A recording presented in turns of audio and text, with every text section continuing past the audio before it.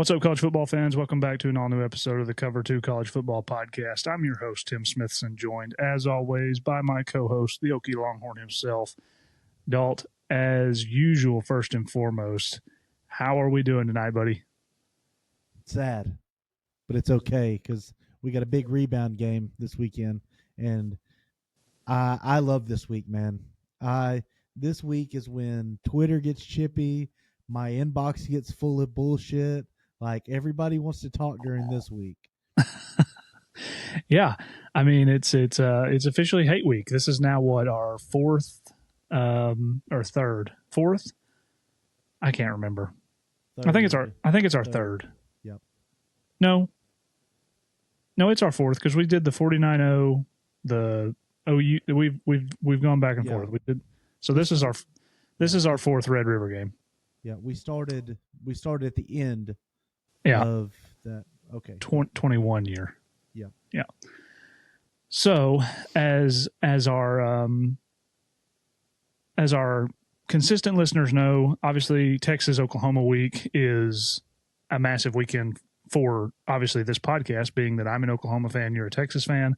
It's really, as far as the regular season goes, it's the biggest week of the year for us and our teams. Always has been our entire lives. That's just the way it is. And so we've said it once, we'll say it a million times. This game is always going to be our game of the week this week, whether Texas is terrible, whether Oklahoma is terrible. As long as we are doing this podcast during Red River week, this will be our game of the week. Obviously, we're going to talk about the game. Your Longhorns come in a little battered and worn. Oklahoma, my Sooners are 5-0. It's not just an outstanding feeling 5-0, but it's a 5-0. So, these teams are kind of in different places. Obviously, we're going to talk about that game. But before we do that, Dalt, we have 5 games to recap from a week ago. First and foremost, I want to apologize to our listeners. Last week, we did not get the episode out. Like the week before, we had some audio issues on my end. And I just frankly did not have the time to go through and edit like I did the week before and fix my audio. And so I couldn't do it. And I apologize to the loyal listeners that expected an episode a week ago and did not get one. But we did make the episode. So we had our picks. We had our 5 games that we picked, and we're going to go over. Both went 3-2 this week in week 6, Dalt. And we tallied up our overall record. And I believe I am 16-14 on the year after 30 games, and you are 14-16. So if anybody is taking this stuff to the bank, I'd probably advise against it. Neither of us are having stellar years. But really, without further ado, Dalt, we'll get right into this recap and get it knocked out real quick. And then we'll get into our Week 7 preview, just like we always do. But our first game, Dalt, takes us over to the ACC. And that was the Virginia Cavaliers coming off that massive win over Florida State 2 weeks ago on that Friday night. They came in here as 7.5-point dogs to the Louisville Cardinals, who you had in the playoff in our preseason predictions. And they win this game in overtime, 30-27, Dalt. They do cover the 7.5. And going back and listening, we both took Virginia here. We thought the 7.5, we thought the hook was just too much for Louisville, who had not looked just stellar. And it was. Virginia wins the game outright. I did not watch much of this game, but it looks like it was pretty entertaining. What did you think of this one? Yeah, I mean, goes to overtime. You have the opening touchdown's a 62-yard scoop and score fumble return. Really, Miller Moss was pretty good.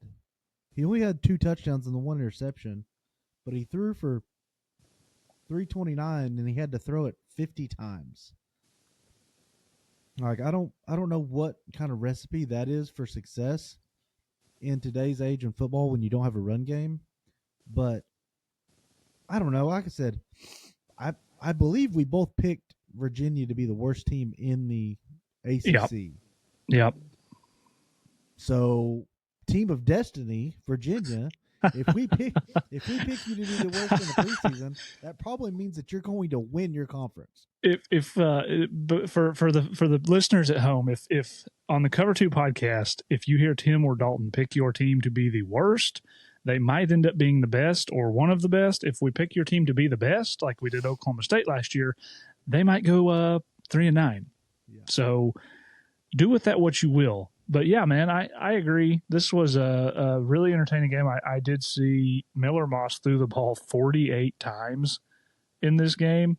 It was tied up at halftime, and then Virginia kind of came out in the third quarter, separated just a little bit, but then Louisville storms back in the fourth. They tie it, send it to overtime. Then it was essentially a field goal contest in overtime. But you know, Dalt, you look at Virginia 5-1. They have jumped up a little higher this week into the AP poll, coming off a big win against Florida State. And you know, I don't. Can you really say Florida or Virginia like controls their own destiny? They're tied for first place in the ACC right now. I'm trying, if I can, here to pull up the schedule. They've got a pretty favorable road ahead. We kind of talked about if they could get past Louisville, everything's in front of them. You know, North Carolina, not great. Bad. Cal's had a pretty good year, 4-2 on the season. The freshman they have, the lefty, is an absolute unit. But then you got Wake Forest, Duke, and Virginia Tech. Like, based on what I've seen out of Virginia, not to cut you off, those are all 5 or 6 winnable games. Oh, absolutely. Virginia has everything in front of them. They could potentially be the dark horse to get the ACC with 3 teams in it. Yeah. I mean, looking at the rest of that schedule, I think you have to say the toughest game is at Duke, that second to last weekend.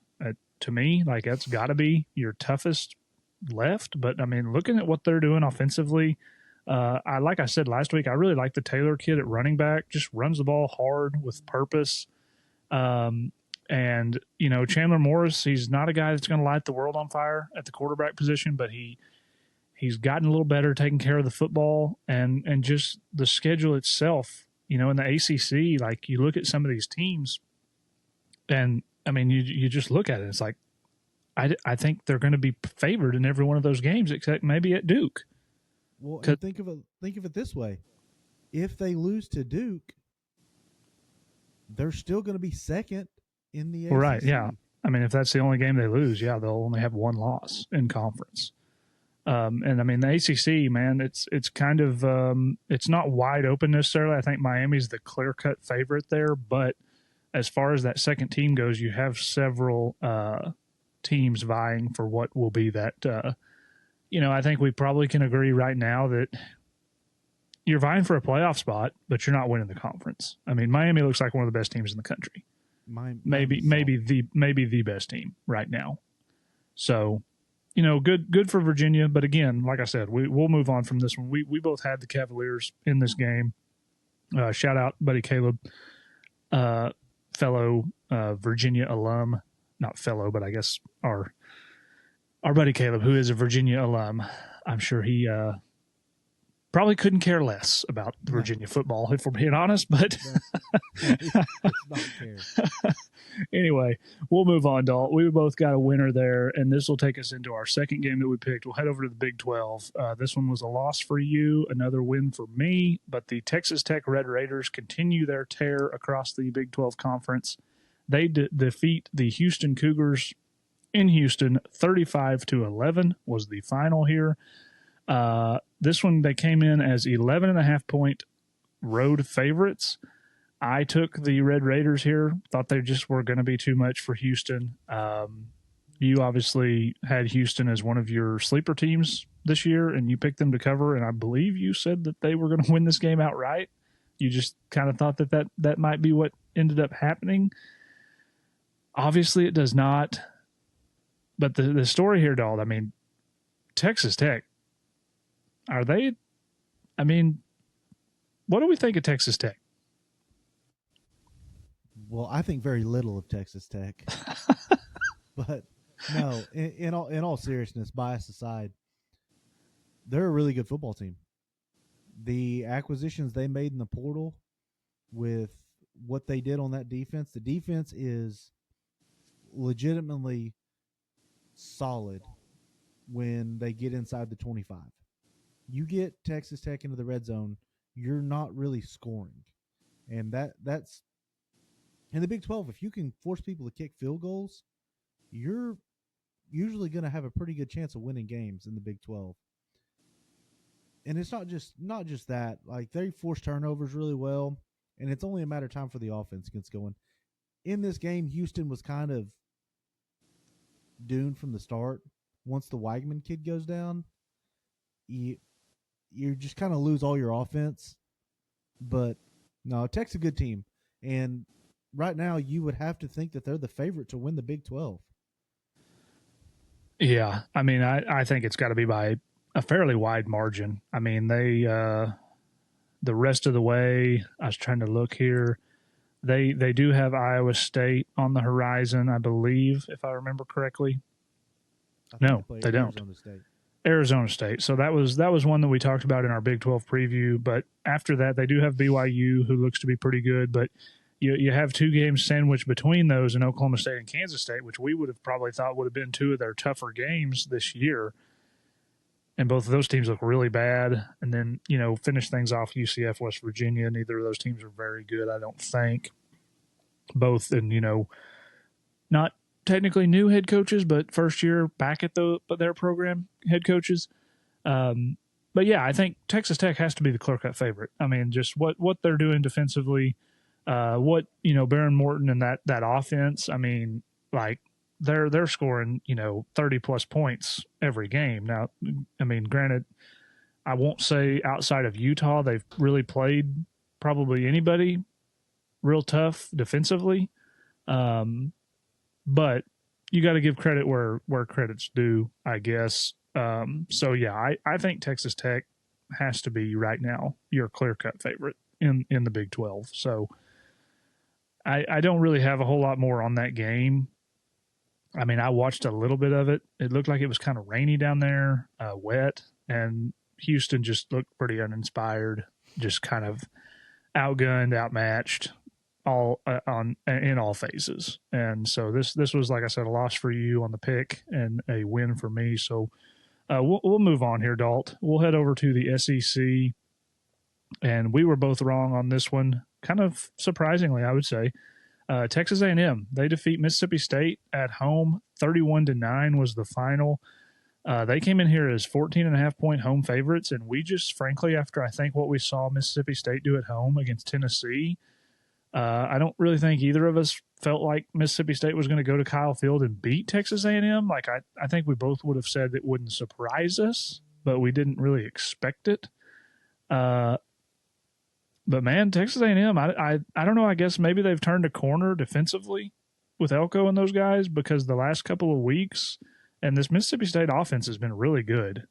Jeff Levy and Blake Shapen, those guys, Brennan Thompson and the Anthony Evans kid, both those wide receivers. And Texas A&M just kind of shut them down, Dalt. Like Mississippi State could not really do much of anything in this game. I watched quite a bit of this one on Saturday night. I was flipping back and forth between it and the Miami-Florida State game. And man, I mean, I know you probably hate to say it, but Texas A&M looks pretty good right now. Yeah, in the beginning of this game I mean, Mississippi State goes on a 15-play drive that ends with 22 total yards, and they kick a field goal.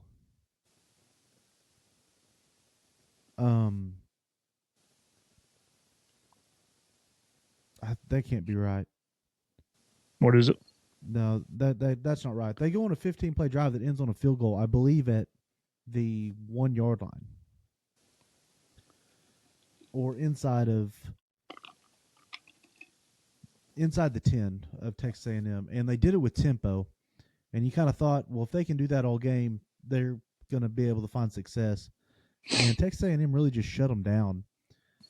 At the same time, you kind of get a little leery with Texas A&M because it took them damn near 2 quarters to score.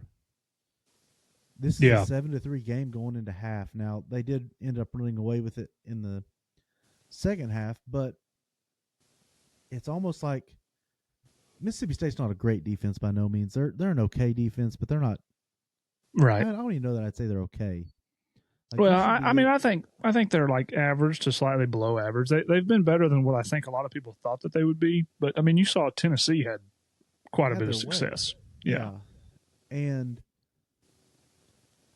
I don't know. It's just It how kind good of is Marcel Reed going to be when he needs to be really good? right. And Like when you get into the meat potatoes of the schedule, like what's he gonna is he gonna be what he's been up to now and be really really good, or is he gonna kind of show signs of where he was last year when he struggles? well, right. And I think A&M has a pretty good balance right now. But I do think that the jury is still out on Marcel Reed. We had this conversation last year, but they have the Concepcion kid and the Craver kid at wide receiver, both not probably the best 1-2 punch in the SEC, but one of the better 1-2 punches at wide receiver right now in the SEC. And on top of that, you have the Owens kid and is it the Moss kid? Right, he's Yep. still there. You have those guys at running back, and they've really been able to run the ball pretty well. The Owens kid had 142 on the ground in this game. And so you kind of look at it like, how much do you need Marcel Reed to do? I mean, I kind of agree when you get into the rest of this schedule, and I can't think off the top of my head I know they have Florida this week. Do they play Bama, right? I Texas know they A&M, play. no. They don't play Bama. Missouri, Missouri, LSU, LSU, Texas, Arkansas, obviously. Texas. When you get into those games and you get into a situation where you need elite quarterback play, it kind of comes down to is Marcel Reed going to be able to do that? And that's kind of where they faltered last year a little bit. And I just don't know. Like I want to sit here and say that this A&M team's really good and maybe one of the better teams in the SEC, and I think you kind of have to right now. But at the same time, like, where are they going to finish? I don't know. Like, if the same Florida team that played your Longhorns shows up to Kyle Field Saturday, like, they might lose that game. I don't know that that's going to happen because No. Florida is probably not as good on the road as they are at home, but it's a good win for A&M nonetheless. We were both wrong here. We had Mississippi State plus 14.5. Just felt like it was too much. And honestly, like you said, the first half of this game, I was feeling really good about it. It's 7-3 at halftime, and man, Mississippi State, they just did not have a pulse in the second half until like right at the end of the game. They scored a touchdown. I think they went for 2, didn't get it, and the game was long over. But we were both losers here on this one at Mississippi State plus 14.5. So we'll move on, Dalt. Head over back to the ACC. Miami defeats Florida State on the road in Tallahassee. Final score in this one does not really indicate the beating that took place, in my opinion. This game was 28-3, I think, for most of the game until like late in the fourth quarter. Florida State kind of tried to make a little bit of a push to come back. You took Miami here at minus 4.5. I thought that the Seminoles would be able to cover. I thought they'd be able to keep it close and maybe keep it within 3 or 4. They were not able to do that, so I was a loser on this one. You were a winner. Kind of like I said, Texas A&M, Mississippi State. I flipped back and forth between these two, and we touched on it a minute ago, Dalt. Miami looks like maybe the best team in the country right now. Oh, for sure. Like, obviously, everybody's talking about Ohio State. They're number one.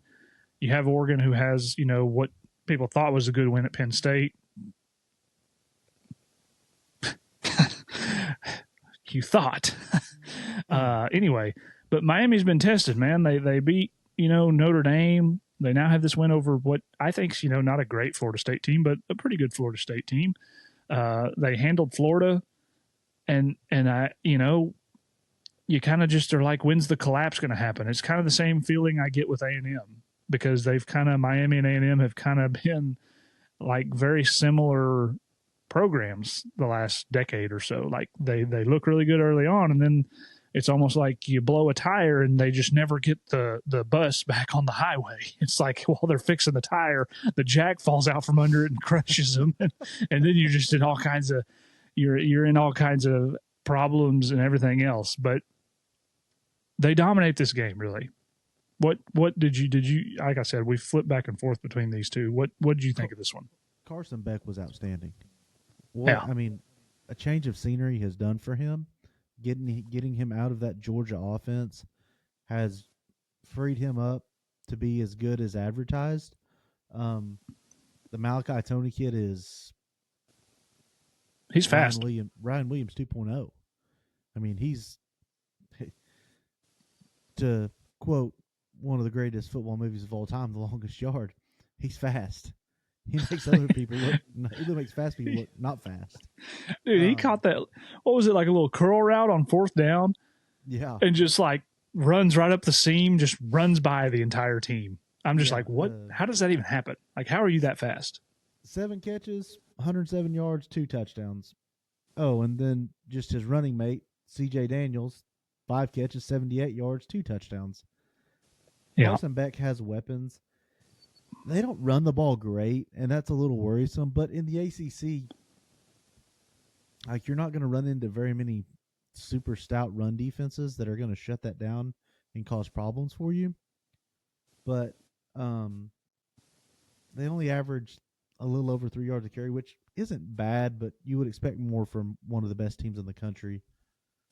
No, Miami's really good. The defense played great. Second half, they kind of took their foot off the throats and played with their food. Florida State scores 19 unanswered. They kicked the late field goal to, I guess, try to get the onside and throw the Hail Mary at a chance to win it. But Miami's the real deal. Like, Mario Cristobal has finally put it all together. And knock on wood for now, but I'm on it on ESPN and it's showing highlights, and I just watched that Tony that curl route. He just literally broke these safeties' ankles in half. Like, he's running up the seam, the safety's coming across the field, and he's like, just a little jab step, and the safety just goes flying across the field in front of him. He just had no chance, dude. But yeah, no, Miami, they look really good. They moved to 5-0. Obviously 1-0 in the ACC. This was their first conference game, but you look at that remaining schedule, Dalt, and we kind of said, I think this was kind of it. This game, like you just look at the rest of the schedule and you just don't, you had the SMU game at the beginning of the year kind of circled, but SMU just hasn't looked very good. Some are saying Rhett Lashley may be heading out of town. So how invested is he? I mean, Syracuse could maybe be tricky. Louisville, coming off a big win against Florida State, big rivalry game. Like, is there potential for a letdown spot there? But, you're back at home. But I just look at this schedule, and I frankly, I don't see them losing one of these games with what I've seen so far. There is a very interesting scenario unfolding in the ACC. Which is? Virginia wins out. They're undefeated in conference play. Yeah, none of these teams play each other. Miami wins out. They're undefeated in conference play. And then Georgia Tech wins out. Yeah. You have a 3-way tie for that. Obviously, all 3 of those teams will get into the playoff, but that is a surreal tiebreaker situation of who's going to play for your conference championship. Yeah, but I mean, let's be honest though. Like, do we really think that they all go undefeated in conference? I mean, we talked about Virginia just a second ago, and I mean, really, like Georgia Tech, outside of the Georgia game, which is obviously not a conference game. I mean, Georgia Tech and Virginia both played Duke, and I would say of their remaining schedules, like, I don't know, NC State's not been bad. They're 4-2, and then like Syracuse plays Georgia Tech. I could see that, maybe being a game that not anymore. They could. Yeah, I don't know, man. One of them will drop a game, Virginia or Georgia Tech. But right now, I think you have to look at those three teams as, Duke. Duke kind of has it all in front of them too, really, because they play Georgia Tech and Virginia, and they don't play Miami. So like they're undefeated in conference. Now, granted, they're 4-2 overall. So you talk about getting into just some really weird stuff in the ACC. But that's another conversation for another day, Dalt. We'll move on. You had Miami here. I took Florida State. We'll move on to our final game, which we both picked correctly. We both had two games, but we got right today, first and last. So that takes us back to the SEC. Alabama, Dalt. They get it done in the revenge game against Vanderbilt. They defeat the Commodores. 30-14 was the final. We both took the Tide here at minus 10.5. And early on, I was very not feeling great. But Alabama just kind of flexed their muscles and kind of ran away with it and hid. You saw Vanderbilt had some success early on the ground, had the big, what was it, the big long touchdown? Did they have two long touchdown runs or just the one? Just the one. The Cedric Alexander kid had a 65-yard touchdown run, and he finished the game with 76 total yards. Yeah. I think they maybe had a big pass play that got them down close, not too long after that or something. I don't know. Yeah, I know they had a couple big explosive plays in the game fairly early. well, but thank goodness for DeBoer being petty. This is a 9-point game. Yeah. With 17 seconds left. DeBoer had money on. Yeah, he had minus 10.5. Yeah. Yeah, he probably got tired of hearing all the Vandy BS all off season leading up to this game. You got Diego Pavia spouting the shit he's spouting. Oh, and then might as well add to it, he's practicing taking knees in warm-ups. Yeah, what is that? I mean, you don't even try to tell me that you just do that. No, that's 100% attention seeking, and Alabama just basically said, "All right, we're going to handle this," and they did. Ty Simpson was phenomenal. He had the one interception, but 23-31, 340 yards, 2 touchdowns, good day. I mean, really, that's the story. Like, Alabama has the better players, and they just went out and did it. Yeah. Yeah, I thought Ty Simpson looked really good. It's a good comeback game for him. Really since that Florida State game, he's looked like one of the best quarterbacks in the country. 23 of 31, 2 touchdowns, 340 yards. You can't, you have the pick, but it is what it is. You can't ask for much more than that. And I mean, early on, give props to Vanderbilt. They kind of hung in there, and this was a 14-point tie or 14-14 tie at halftime. And so you kind of felt like, hey, Vanderbilt's, they're in this game at halftime. I didn't think it was going to go that way. I thought Bama was kind of going to just put it on them from the rip. And that's why I had them at minus 10.5. And so credit to Vanderbilt. I think enough can't be said for what Clark Lee has done with that program. And I don't necessarily think that Vanderbilt feels like they're going anywhere. Obviously the schedule, it's not easy. You have Texas on the horizon. You have Tennessee, obviously, at the end of the year. I can't think off the top of my head who else that they play the rest of the way, but I believe they have Missouri still. Do they have Missouri? Yeah, so that's a tough one, obviously too. But I think Vanderbilt. This is a game that they lose by 40 points most years in the past, and I kind of agree. The Pavia stuff was kind of exhausting, and you just get tired. So, I think he very quickly was becoming a guy that people wanted to root against. And then you have the Manziel stuff, and that's just a very volatile person. Also, that say what you want. You probably either love Johnny Manziel or you hate him. And like, is Diego Pavia going to become that guy too? Who knows? But obviously, really nice. Vaughn, might. Really nice win for Alabama. They kind of, silence some of the doubters, some of the haters, and they get this one done at home. And so that's kind of our Week 6 recap, Dalt. We both go 3-2. We're different on a few games, but it was a good weekend. Obviously, good weekend of football. Some really good games, and we'll real quick. Do you have a winner for Week 6? Is your winner on the West Coast? No. Oh, okay. Then my winner does involve that game, so I can segue right into mine with yours. Okay, perfect. My winner is newly appointed offensive coordinator, interim head coach. Oh gosh, how do you pronounce his name? Neuheisel. I can't think of his first name. What a great win. Good for him and Nico. Apparently in his post-game press conference, he was talking about how most of the time he was calling plays and didn't get the plays. didn't have the headset right because he wasn't used to wearing one.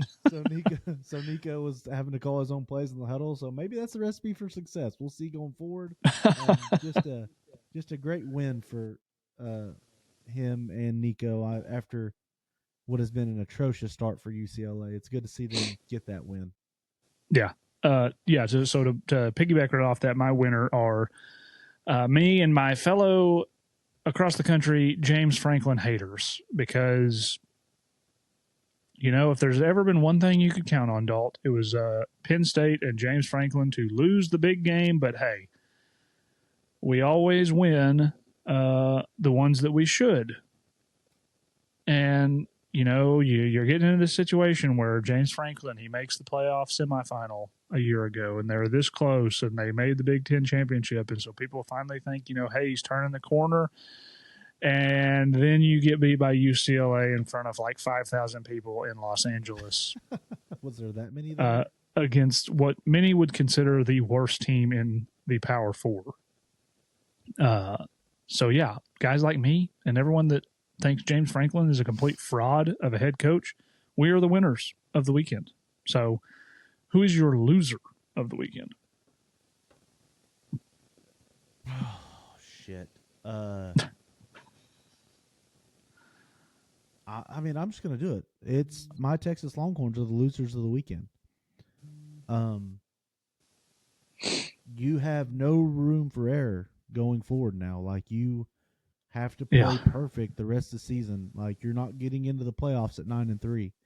So whatever disastrous thing we call an offensive line, you got to fix it this week, because there's no room for error from now on. Like, sure, you could lose another SEC game and potentially get into the SEC championship, but it's not likely. So, the loser is going to be my Texas Longhorns. We're backed into a corner now. Yep. I'm going to go back to one of our games that we recapped, Diego Pavia. That's my loser. You talk all this crap all off season and how, beating Alabama last year was not an aberration. It was just y'all are that much better than they are. And you have all this build up, all this talk, all this yap crap that personally I can't stand. And frankly, I don't feel like he backed it up on the field. Nope. I mean, you literally have Johnny Manziel on the sideline wearing a jersey. Like, what is that? Like, talking about lame. Like, I'm sorry. That just looks horrible. I just don't like it at all. And again, when you talk the talk, you got to walk the walk, man. And he's turned into one of those guys, like I said, that you either love or hate. And this was just a really bad look to me. So he's my loser of the weekend, Dalt. And so with that, like I said, we both went 3-2. We will move on. Get right into our Week 7, Dalt. We've made it to Week 7. Kind of like what we touched on in the intro. We have OU Texas. We have 4 other games that we're going to pick here tonight, talk about, preview.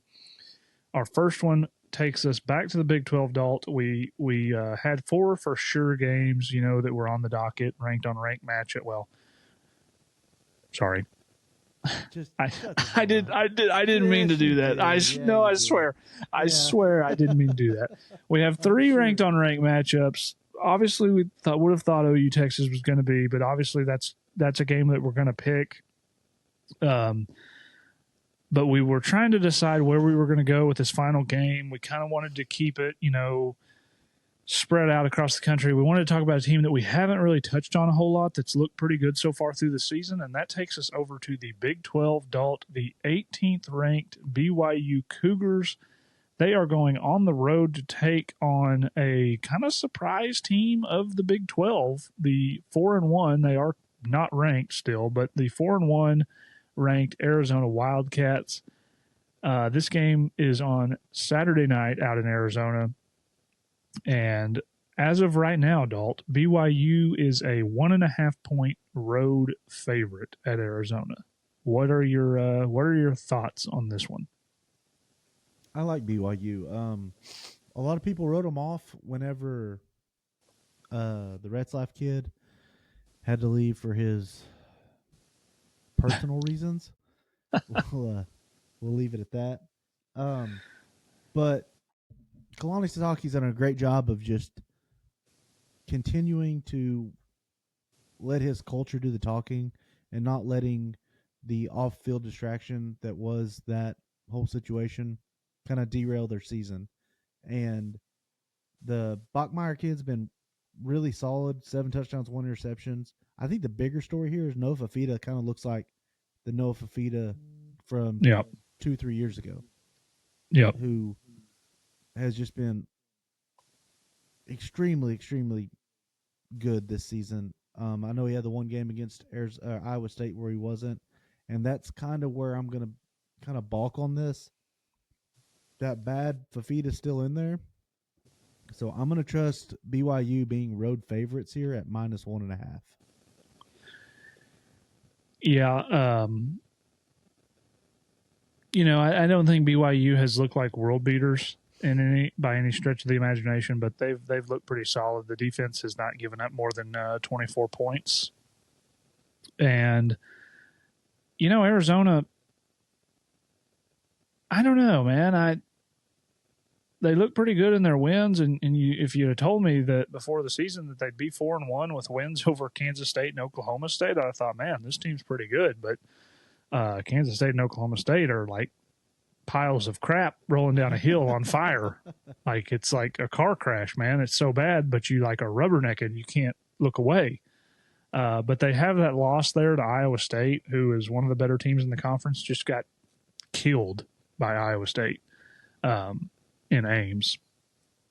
And so I just think, even though it's at home, I don't think Tucson is some just brutal place to play. I'm with you here. I like BYU. I just think that they're more talented. I think they're probably better at not better at quarterback, but I just don't know that Arizona. I think BYU is going to be able to get enough stops, and with a 1.5 point spread, like all really BYU has to do is win this game, and they're going to cover most likely. And I think it's going to be pretty competitive, but I could see BYU winning this by like a touchdown or maybe 10 points, maybe 14. So I'm kind of with you. Really like what the Bachmeyer kid has done at quarterback in place of Retzlaff. So yeah, I just think BYU is too much. I think they're just the better team. So I'm going to go with the Cougars here at -1.5. I will give you BYU as well. We will move on, Dalt, and we will head over to the Big Ten, one of two top 25 matchups this weekend. And this one's pretty interesting. Number 1, Ohio State, coming off a win against Minnesota at home. They hit the road and head up to Champaign to take on the Illinois Fighting Illini, who have jumped back up to number 17 after that win against USC.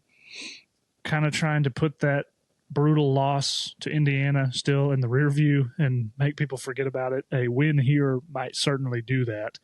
But Ohio State, Dalt, they come in here as a 14.5 point road favorite. Is what you've seen from the Buckeyes been enough to trust them to win by more than 2 touchdowns in this game on the road? Coming into this season, what was all the talk about Ohio State? Jeremiah Smith, the best player in the country. He's so good. Julian Sayin, 5-star transfer from Alabama. He's going to sling it around the yard. This offense is going to be outstanding. The offense hasn't just been lights out successful. Yeah. There's been some struggles. You know what has been lights out outstanding? Defense. This Ohio State defense has not given up over 10 points this season. Yeah. They have only given up a total of 25 points through 5 games. And so that's pretty good. It's pretty good. And you expect me to believe Illinois, who was held to 10 points by Indiana, is going to keep this close with Ohio State? I don't see it. They can beat the teams that are below them in the Big Ten to try to make you forget about that. But when I click over here on Illinois' last 5 games, I see 63-10 against Indiana, and it just glares out at you. It just like you can't look me. away. So I'm going to take Ohio State here minus the points. I know 2 touchdowns is a lot, but I think this defense is really outstanding. And to be honest,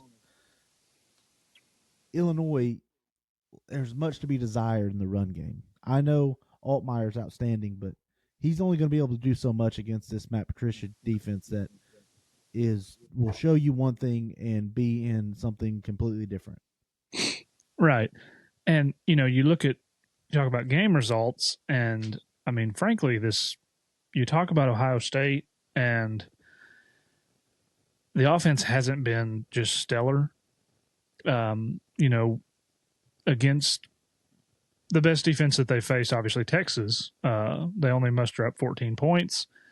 Everybody else, kind of the Washington game, 24. I don't know how good Washington is. I think they're a pretty solid team, but the rest of this schedule's kind of just meh. But you look over at Illinois, man, and you give up, 27 to Purdue. Like, not that 27 is a ton of points, but like Purdue. And then you give up 32 to USC, which, that's fine. It's Lincoln Riley, that offense, really good.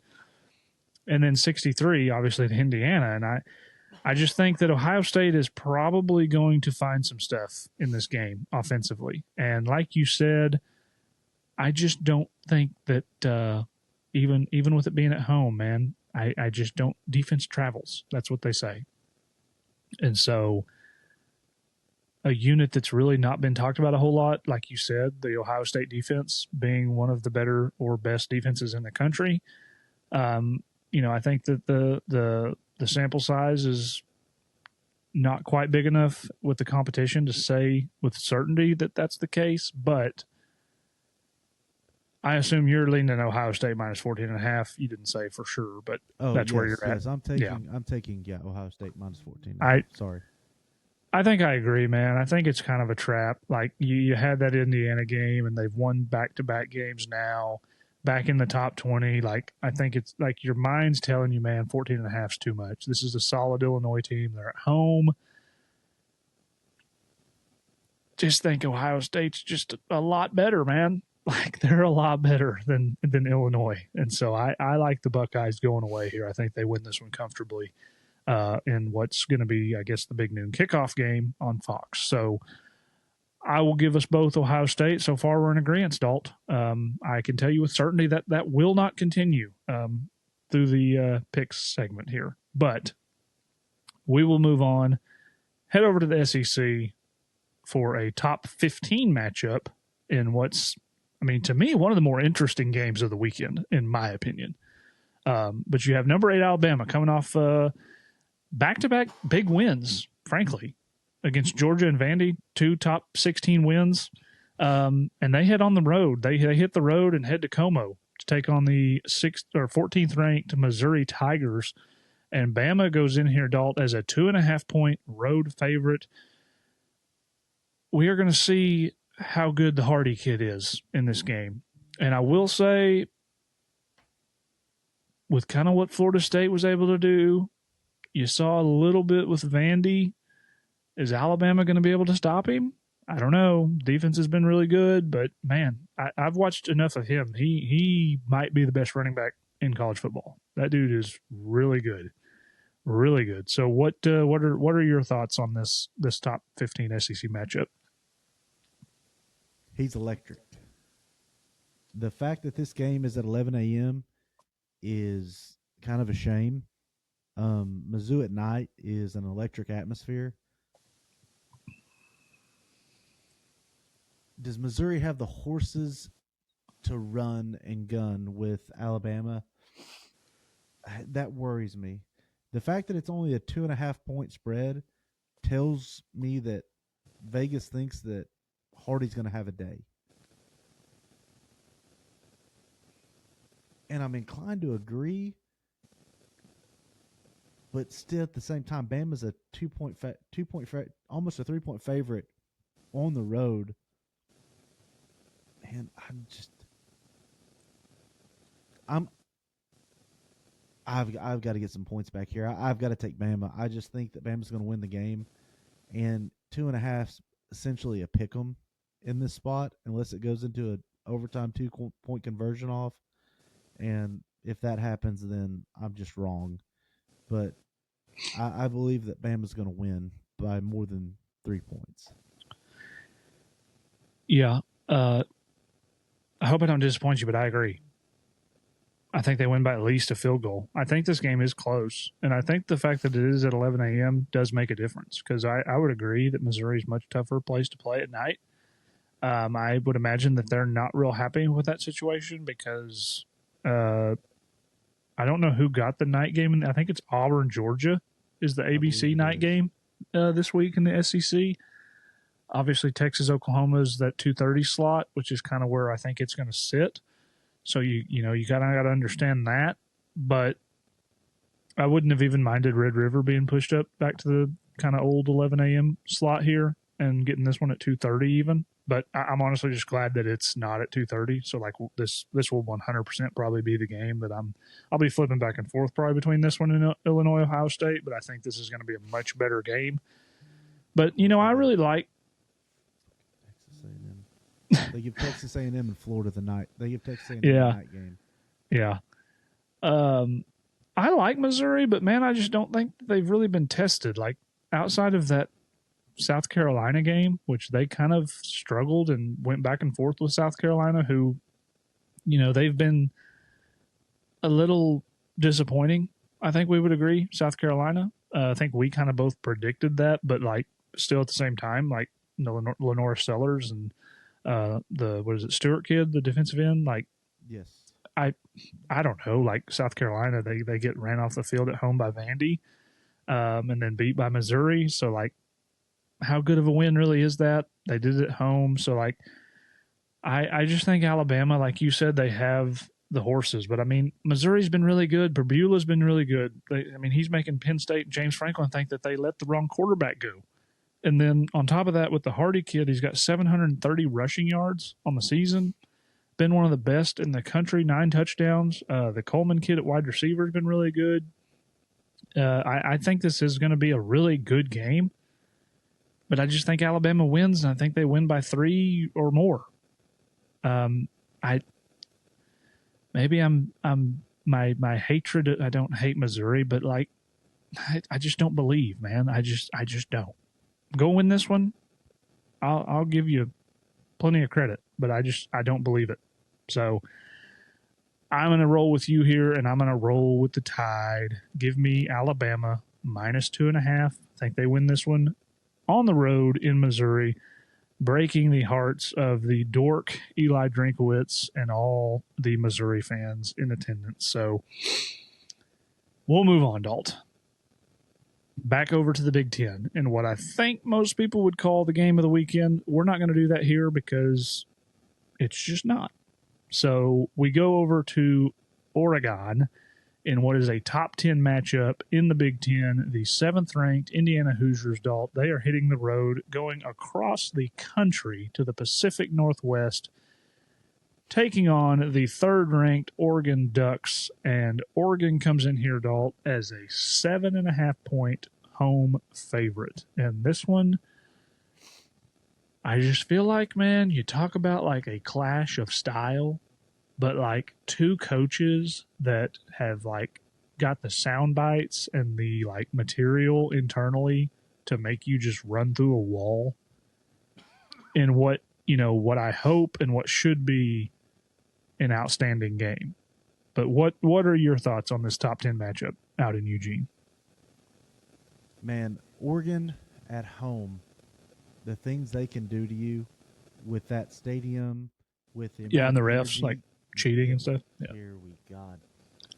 That's 20 years ago, Tim. Let that go.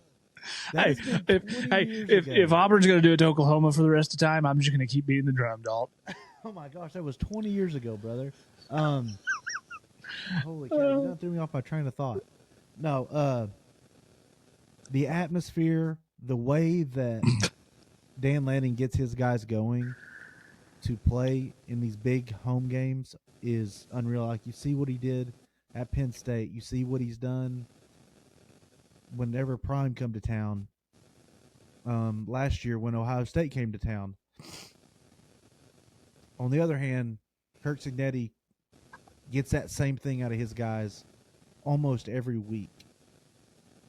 The Mendoza kid is great. This is going to be two really, really good quarterbacks going at it.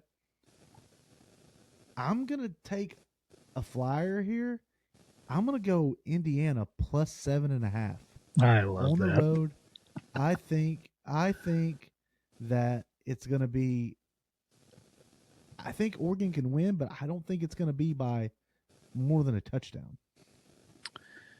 Well, Dalt, I think that the clock is going to strike about 6 o'clock local, and I think you're going to regret that one. I think Oregon covers here. I like the Ducks minus 7.5. Say what you want about Indiana. I do not think that they have proven much of anything, even though they just bludgeoned Illinois. They went to Iowa and won a game at Iowa, which, granted, not to disrespect Iowa and Kirk Ferentz and Kinnick Stadium and all that, but like, what they beat them 20-15 after that game against Illinois. So it was kind of what you felt like was a letdown game, and they got it done, did what they needed to do. But you can't convince me that they're going to go across the country and be the top 3 team. And granted, they don't have to beat them to cover, but I just love what I've seen, man, from Dante Moore and that wide receiver core, the Decorian Moore and the Sadiq kid, who I think he's a tight end. But then Oregon has just looked really good. And, I mean, you look now at how much do you put into that Penn State win, I guess. I still think Penn State's a pretty good football team, and they just, laid an egg.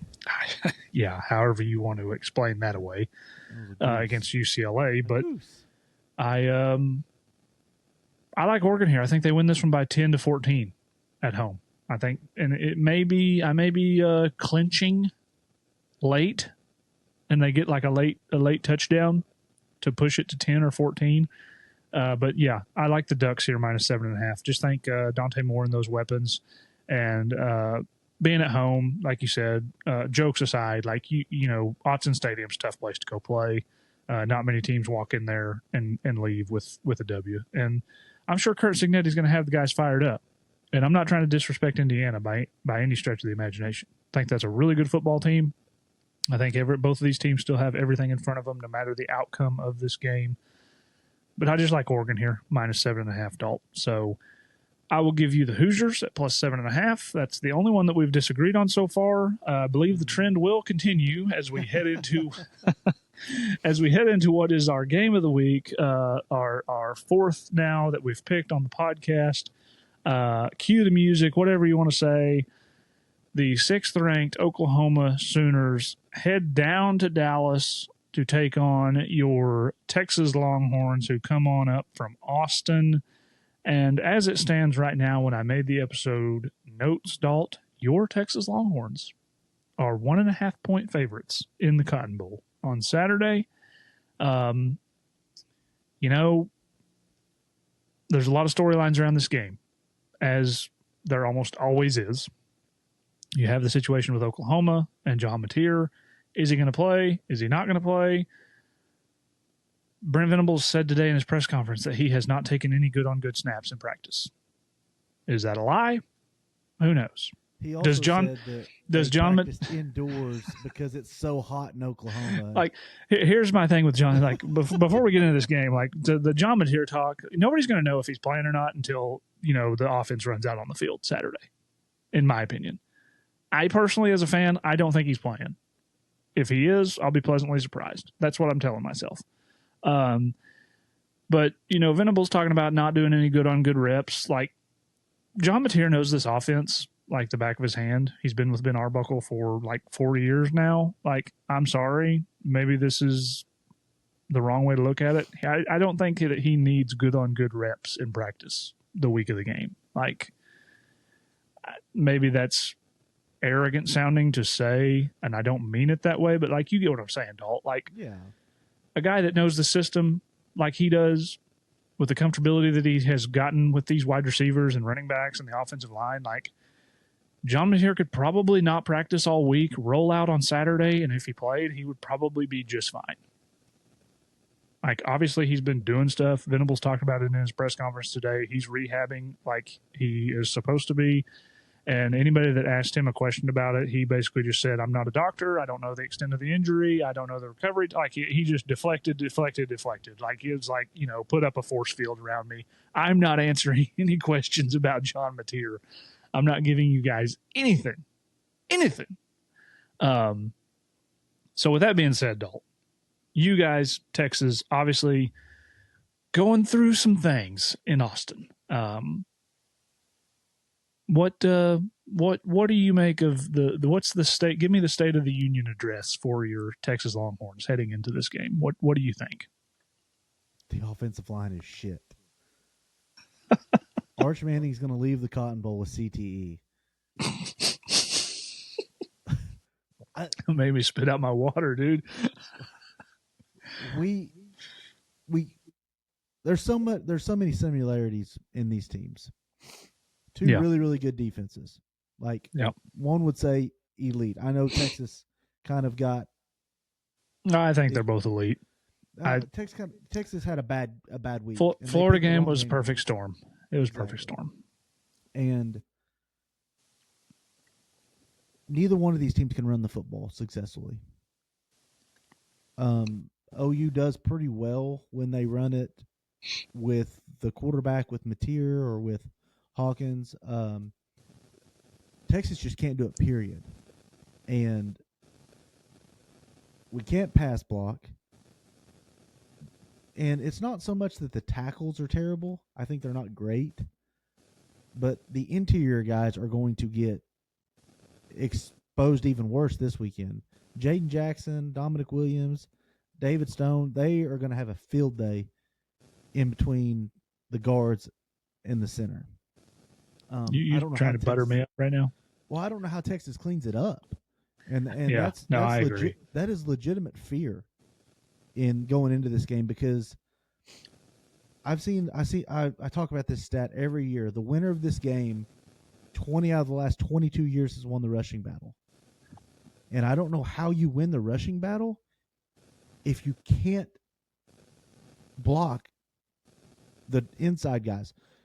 The scary thing about this is BV can sit in a 3-high safety look and get pressure and get stops with a 4-down line.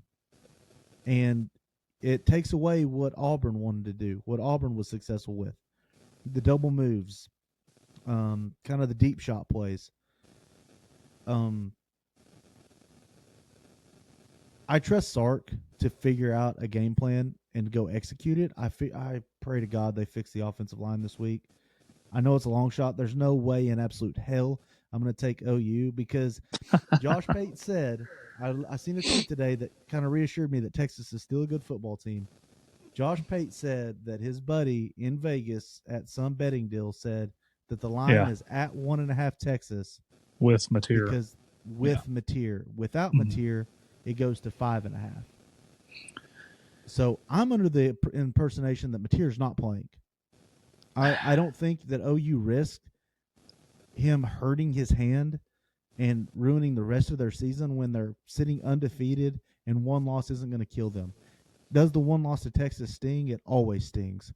But how many times did Lincoln Riley or Bob Stoops lose to Texas and still go on to play for the conference championship and make the playoffs or play for a national championship? This game is important, but for the things that OU fans want, if Mateer breaks his thumb by trying to throw and hit or trying to run or throw and gets that thumb hit and messed up again, season's over. We've seen what Hawkins can do last year. With that being said, I trust the Texas defense to turn the ball over, to force Hawkins to create turnovers. OU has not been very opportunistic on the turnover side of things this season.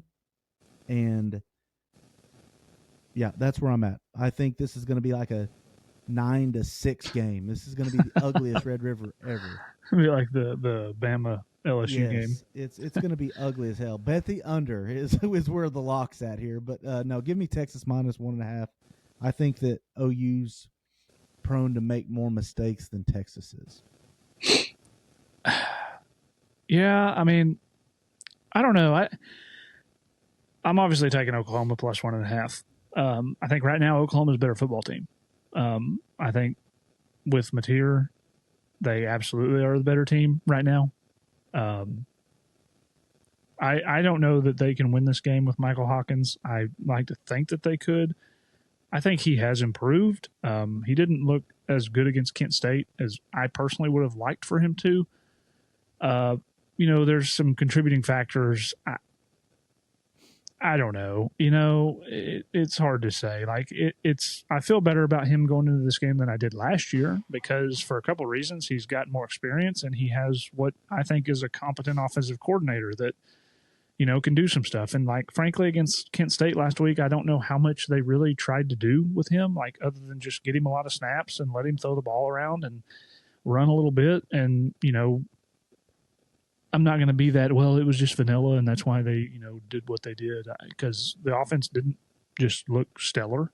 But at the same time, I will say, like, how much were you really trying to do against Kent State? How inspired were you in that game? I don't know. Did he kill the receiver?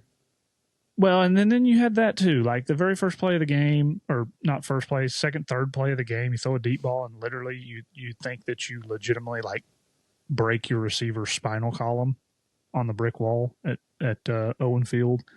I have to imagine that, if I was the quarterback and you did that, like it's kind of going to mess with you a little bit, especially as the backup who like just came in and with your starter injured. But I think I agree with you as far as running the football goes. I think that Oklahoma has to figure something out there along with Texas. And I tend to agree that I would say Texas probably not going to have a ton of luck running the ball against Oklahoma. And I don't think vice versa, that Oklahoma is going to have a lot of success running against Texas. Obviously, you talk about like what Auburn did. Texas doesn't have a wide receiver as good as Cam Coleman. That's just fact. No. And so like you wonder, are they going to do kind of like what you said, or are they going to continue to trust guys on an island more against, the likes of Ryan Wingo? I don't know. Arch is really good at throwing the deep ball. That's probably one of his biggest strengths. I think we would probably both agree as far as in the passing game. But Arch, he hasn't looked great, but he's not looked terrible. And I don't know. I said it earlier, Dalt. today. Like I see this game kind of from an OU perspective, looking a lot like the Auburn game did a year ago, where you had some moments with Hawkins where he looked pretty good, and he didn't necessarily ever make a huge mistake, but then you just had some drives that just were not. It was uninspiring. It was not very successful. You just didn't do a whole lot, and the defense played well enough to win you the game. And I think that that's kind of where you're at in this one. Like, is Oklahoma like you look at like sides of the football? I think defense is kind of a wash. Like, I think these are two of the five best defenses in the country. They might be the two best defenses. I don't know. Like, two of the three or four best defenses in the country right now. Will that change at the end of the year? By the end of the year, maybe. But then offensively, even with Mateer, Oklahoma hasn't looked elite, but they've looked, good, competent, played well. Texas, on the other hand, with Arch fully healthy, like, you can admit that, offensively outside of that Sam Houston game, like, it's not looked great in any phase. Throwing the football, running the football, like, it's just not. It hasn't.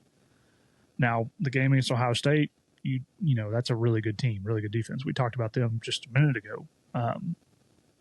And so I don't know how it happens with Hawkins, but I think I'm taking OU to win the game. So they obviously cover the 1.5. I'm picking my Sooners. I'm standing by it. I don't know. I don't think Mateer is going to play, but I think that one thing Hawkins has done outside of that just ridiculous South Carolina game last year, outside of that game, and then even against Kent State, like, he hasn't really put the ball in harm's way. Now, a lot, like, things happen. And so I think the turnover battle, as always, is huge. Running the football is huge. And then a key factor in this game to me is special teams, Dalt. I think you would probably agree y'all have not been great in special teams. And not to puff them up, but Oklahoma's special teams has been really good. The punter has been outstanding. We got a kicker that's kicking like 55-yard field goals like it's, just nothing. And then the Satanga kid, the transfer out of Arkansas, like, he's looked electric returning punts. Like, and so you wonder if you pop one of those. Like, that's always a big part of this game. Kick return, punt return, special teams. Even the last few years, there's been blocked kicks that have been returned for touchdowns or, to the 1-2 yard line. Like, it always happens in this game. That kind of stuff plays a huge role. And so I do think Oklahoma's better there right now as far as that unit is concerned. And so I don't know. It's a weird game this year. I just don't know that I feel good either way. But I'm going to go with my Sooners at +1.5, and I like them to win the game. So we'll recap real quick, Dalt. Then we'll get into bold predictions and super dogs, and then we will get out of here tonight. So BYU at Arizona, Dalt. We both like the Cougars of Brigham Young at -1.5. Ohio State going on the road to Illinois. We both like the Buckeyes there at -14.5. Alabama going on the road to Missouri. We both like the Crimson Tide at -2.5. And then Indiana at Oregon. We are split. You are taking the Hoosiers at +7.5. I'm taking the Ducks at -7.5. And then very obviously, Red River, Oklahoma versus Texas. You are taking your Longhorns at -1.5. In this one, I am taking my Sooners at +1.5. I love you every other week of the season, brother, but this one on Saturday, we just we don't talk much. I can assure the listeners. We message back and forth, maybe a little bit in the Snap group, but not nearly as much as a normal college football Saturday because, we're both so on edge during this game that we just really can't converse too much. But with that, Dalt, do you have a bold prediction for Week 7 of college football? I do. It wasn't a flash in the pan. Dallas Wilson's really a him. He changes the offense for Florida. They continue their dominance over the state of Texas. And are we virtue signaling right now? Yeah, and they upset Texas A&M at Caulfield. I love it. They look pretty good against your Longhorns, man. They look like a competent football team. Like, they didn't look great. The defense has been good all year. Yeah, I think we can both agree. And I think that the offense can run the football, and now that they have somewhat of a pulse in the pass game, I think that Florida could be the team that We thought they were going to be in the beginning of the year, not the team that loses to South fucking Florida. Well, I'm going to stick in the SEC as well for my bold prediction, and it's pretty bold. I'm going to head down to the plains of Auburn. Oh, Give me the Auburn Tigers in what everybody picked everybody picked it in the preseason, Dalt. So maybe it's not that bold. They were going to beat Georgia in week 7. So give me the Auburn Tigers in an upset at home over the Georgia Bulldogs for my bold prediction. I looked through the schedule and I just hated everything that I saw, and it would be bold. I thought it would be a bold prediction because I don't see it really happening, but that's going to be my bold prediction. I've got Auburn upsetting Georgia. Hugh Freeze getting back on track. You have a super dog. I do, and here we go. I told you in the preseason that it wasn't because I hated you. My super dog is Arkansas plus 11.5 at Tennessee. Interesting. I considered that. I think that this is going to be a extremely high scoring game. Tennessee might score every time they touch the football, and I think that Arkansas is going to score every time they touch the football, except for like once or twice. Okay. I'm going to go over to the Big 12, Dalt. Give me Kansas plus 14.5 against Texas Tech. I had that one circled too. It is in Lubbock. I looked through these games. I didn't like a super dog, and I saw that one at 14.5. And I thought, man, that Kansas offense and the Daniels kid, they're pretty good. Nobody's really talking about them. The 4-2, like this could be a huge game. Kind of a bigger game in the Big 12 as far as the race goes. Because hey, Kansas pops this one and beats Tech. Like they moved to 3-1 in the conference. Like that'd be a great win for them. But you know, Jaden Daniels, or is it Jaden or Jalen? I can never remember. Jalen.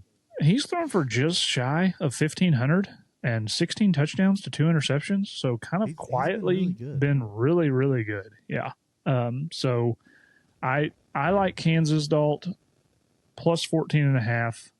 So that is my super dog. And so with that, we will go ahead and get out of here, close up shop. We got a great weekend of college football. Just some massive games on the docket for week 7. I'm looking forward to it, as always.